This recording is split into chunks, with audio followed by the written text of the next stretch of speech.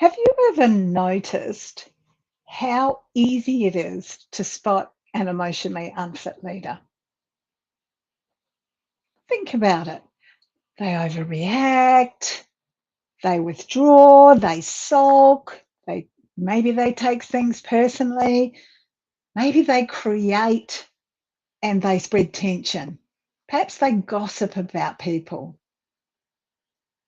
Emotional fitness is all about recognizing and recovering really fast from your emotions. It's about staying grounded. It's about choosing how to respond rather than to react, rather than being controlled by your emotions.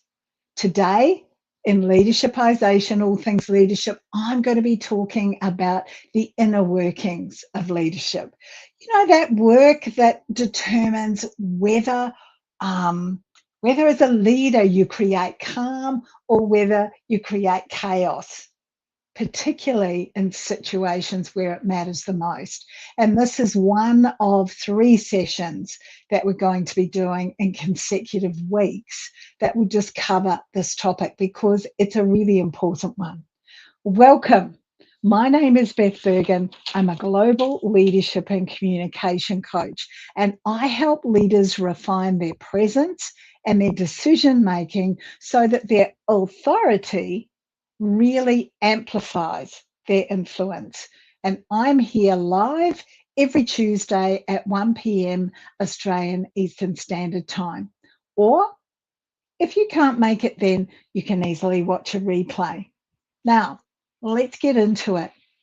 Leadership involves a lot of inner work on your part so that you build the emotional fitness that's required to be an awesome leader, to be the leader that you want to be. So let's have a talk about that. I've got 4 topic areas that I want to talk into, and then, as usual, I'll give you a couple of tools that you can apply straight away. So let's have a look, first of all, at this point. Emotional fitness is all about the regulation of your emotions, not just pushing them down. Yeah, it's not about that suppression. So it's all about feeling them and acknowledging them and dealing with them, not feeling with them and drowning in them, feeling them, acknowledge, and deal with them. This isn't about your emotions leaking all over the place. So it's not about those gossiping or making comments about people or talking all the time about what your emotions are doing right now. What we know is that if you suppress your emotions all the time, over time, they will build up.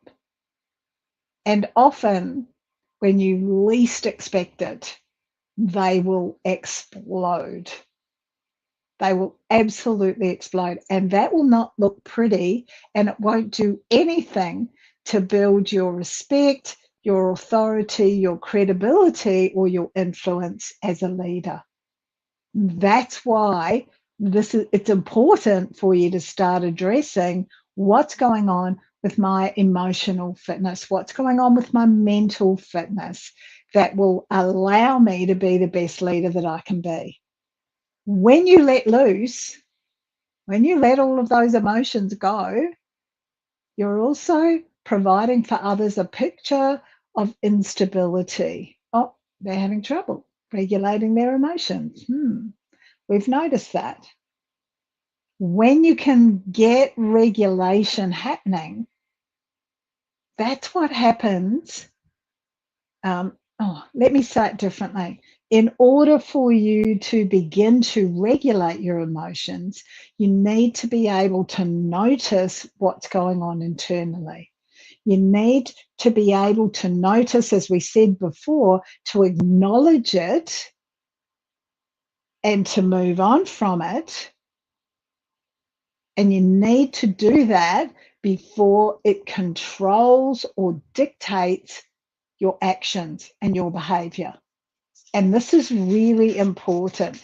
Regulation is about you making sure that you're on top of what's going on internally and that you can deal with that or manage it or regulate it before it just explodes. Because if it leaks out, it's not helpful. Your presence as a leader it's always much less about control. And it's more about self-leadership and that self-awareness in action.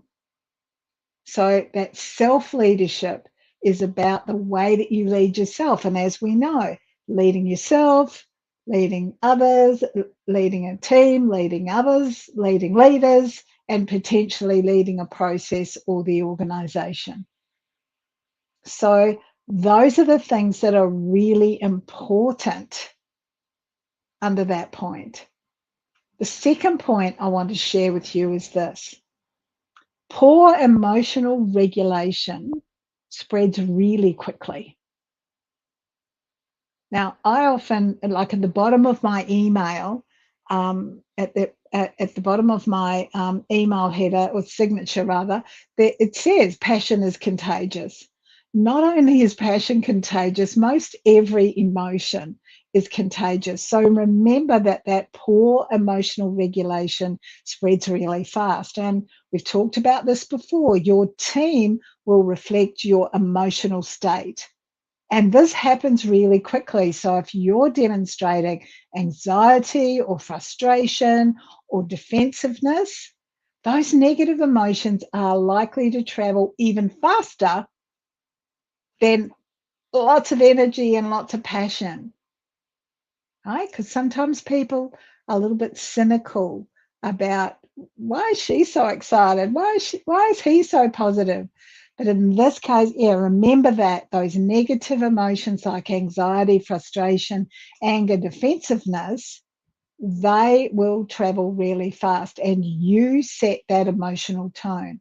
So look out for that. Now, when you're emotionally fit, you develop and then you continue to protect trust. So you develop that trust and then you continue to protect it. You develop a safe environment for your people to be in and you continue to protect and promote that.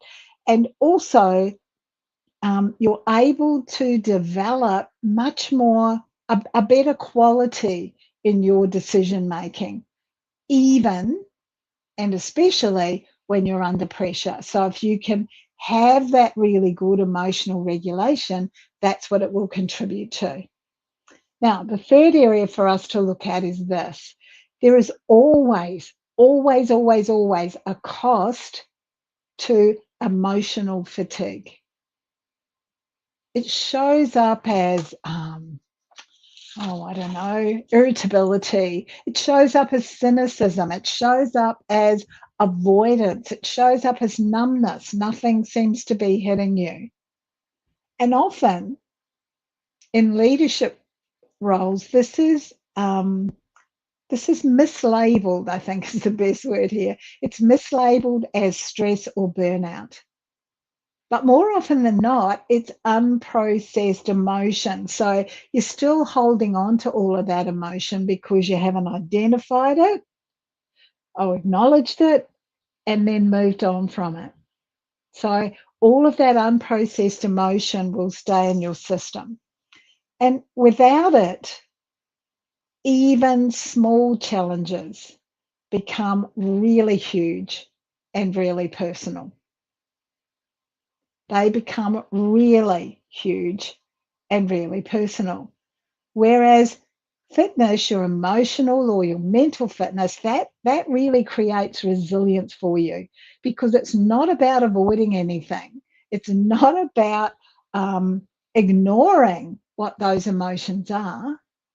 As I said, it's about acknowledging and moving on from them. And so what you're actually able to do is to recover much quicker.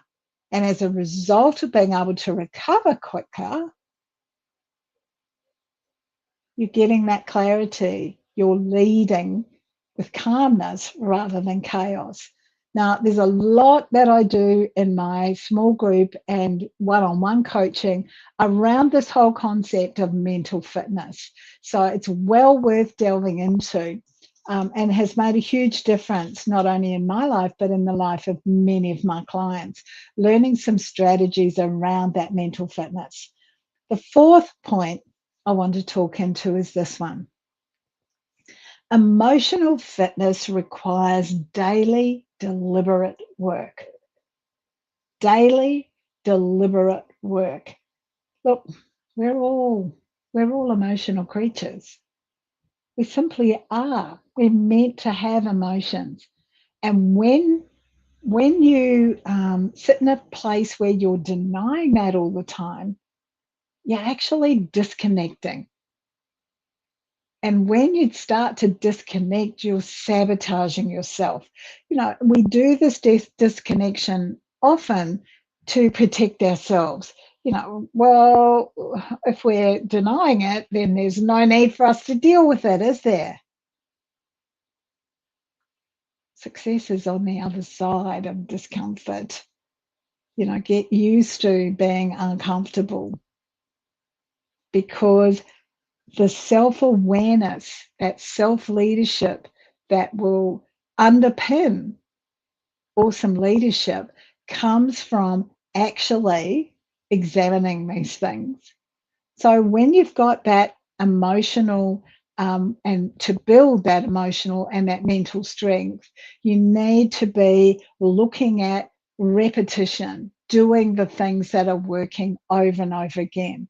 You also need to be looking at that reflection. How did that go? What happened? Could I have done that differently? And it's also about, in this reflection, being honest with yourself. Being honest with yourself, about others, and about the situation, without blaming, without judgment, but being actually honest enough to say, this is what's going on for me. I didn't handle that very well. See, it's not about perfection. It's not about an emotional perfection or a mental perfection. It's actually about recognizing, this is what I'm feeling right now, and having the strength, the mental strength, and the agility to shift somewhere else, to shift your thinking to a positive, to shift your thinking to a solution. Now, when I talk about when I talk about mental fitness or emotional fitness, this doesn't mean that you're always going to be calm, that you'll always be reasonable, that you'll always be in control of every situation. It can't possibly mean that, because we're human beings, and that would be really extraordinary for anybody to be in that state all the time. Even the most successful leaders get wobbly at times. So fit doesn't mean that you're always there. What it means is that you return to that positive space. You return to that problem solving much faster. So you've got an agility around that. Yeah. So let's look at some practical tools. I've got 2 practical tools here that you can start to use right away. The first one is this. It's a 90-second regulation reset. And this is about when emotion spikes, pause, take 3 slow breaths, and name the emotion. This is frustration. Or this is pressure. This is disappointment. This is anger. The reason it's important to name it is because that interrupts that whole hijacking thing that our emotions are doing, right? It it actually, because you say this is anger, it kind of, anger's speeding towards coming through your brain and showing up in whatever actions you're going to make and whatever it is that you're going to say. What it does is it actually interrupts that pattern and it restores choice to you. So, oh, this is anger. I'm choosing to be calm. I'm choosing to be non-judgmental, whatever it might be that follows that up. So use a positive word.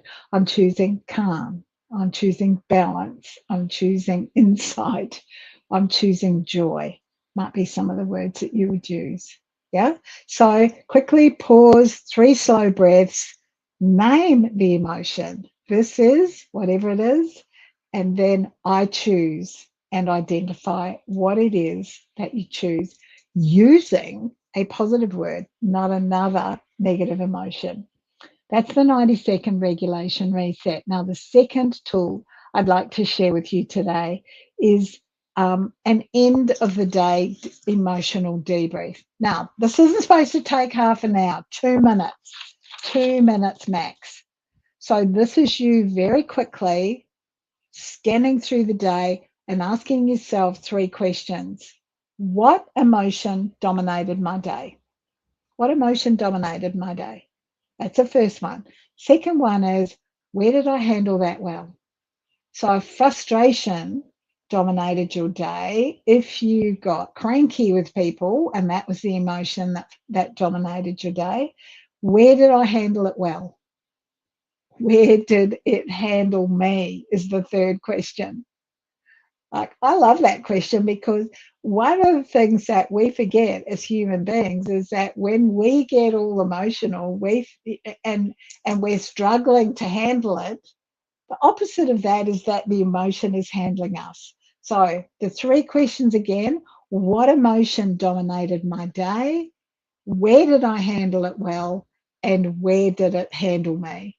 Now, what these 3 questions will do is they will build your emotional awareness without you overthinking. And that's why it's only 2 minutes. Yeah. And once you've got that emotional awareness and it's building up, that will really strengthen your ability to regulate those emotions. Because your goal here is to get you back to that positive place really quickly. Back to that place where you're calmer, you're breathing better, and you can look for possible solutions and possible lessons. Okay, let's have some other reflection questions for you to have a look at. And we've got 2 of these today. And the first one is this: what emotions most often drive your leadership behavior under pressure?